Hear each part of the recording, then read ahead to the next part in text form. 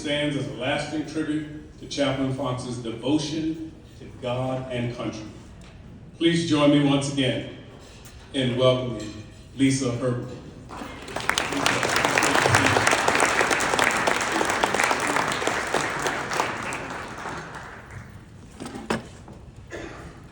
Thank you, Chaplain Green. Thank you, Chaplain Green. The ceremony at Arlington was one of the most emotional highlights of my life, and the biggest reason is that gentleman sitting right over there, Chaplain Green. And he made it so special and so personal, and I will never forget it. I will never forget you. That said, this is the second time I've had to speak right after you, and you're the best speaker in the world. So thanks a lot. Thank you also, Bill, for inviting me here tonight to speak about the George L. Fox Memorial Chapel. With us tonight is the American Legion National President, Trish Ward. And the reason I'm mentioning Trish is because she is the proximate cause of me being involved with the chapel. But that's a story for another day. I asked Bill, what do you want me to talk about? He replied, focus on why it is important to preserve the memory of Chaplain Fox, and why choose this particular chapel, and what the vision for its future looks like. As we already know, the Four Chaplains came together in the early morning hours of February 3rd and made a choice to lay down their lives so others could live. Each of these men arrived at this moment with their own individual life story, one which led them all to make that split-second decision to save as many lives as possible and provide comfort to those they could not, without hesitation.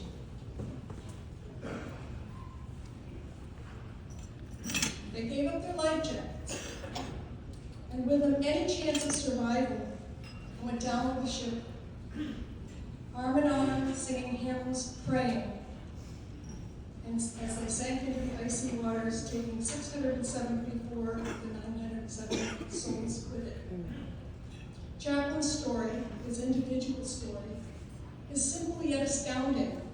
He was a humble man, unwavering in faith and courage his entire life, not just on that fateful night. I do not know how many people here tonight are aware that my grandfather entered World War I underage at 17. He served as a medical orderly, saving countless soldiers on the battlefield on the Western Front in France. Under enemy fire, soldiers were wounded and dying, and he would carry or even drag the wounded to safety at great peril to his own. He was wounded several times. He was shot.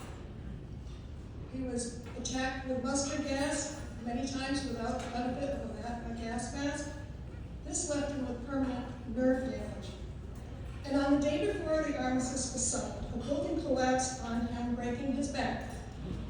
He was honorably discharged at age 19, a decorated war hero, having won the Silver Star and Croix de Guerre for his bravery, and the Purple Heart for his wounds. After the war, he began and then left a successful career as an accountant to answer God's call. Fox said, being haunted by war horrors, carrying dying men, calling on a higher power for comfort or release, was a prime factor in his decision to become a minister.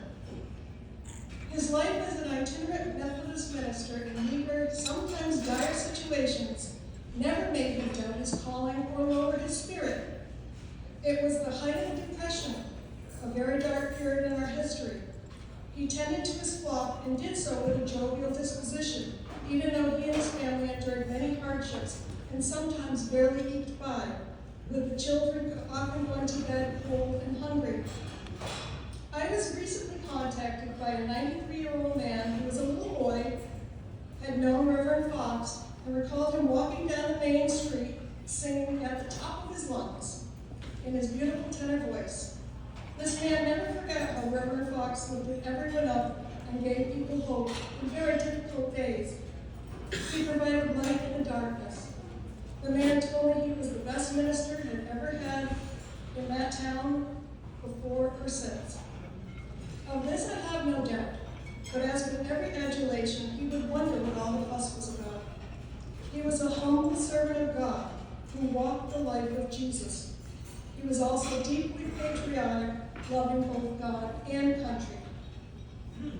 When sifting through memorabilia, I found a wooden sign carved which says, "Where love is, God is."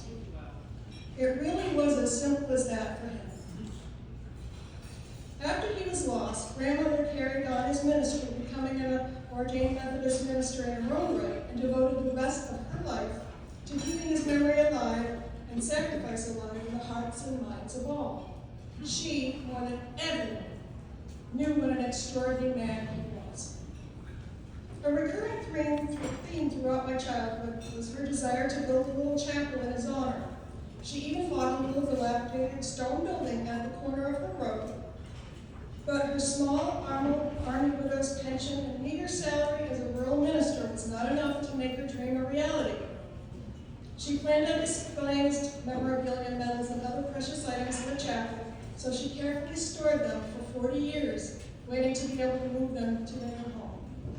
After her passing in 1982, the items stayed in storage for another 40 years, until my mother passed away last year at the age of 95. She and her brother agonized over where to display the items, and now the ball is in my court.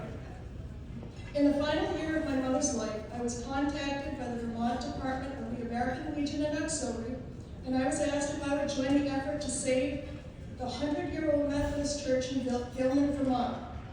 It would be purchased and rebranded as the Memorial Chapel in honor of Reverend Fox. Hallelujah! Could this be the answer to our prayers? I was amazed at the determination to save this historical church in honor of my grandfather, astounded that it still meant so much to the people of Vermont, the American Legion and Auxiliary, and to so many people around the country who were touched by his and the rest of the Four Chaplains' selfless service and sacrifice. Why did we all come together to save that particular church?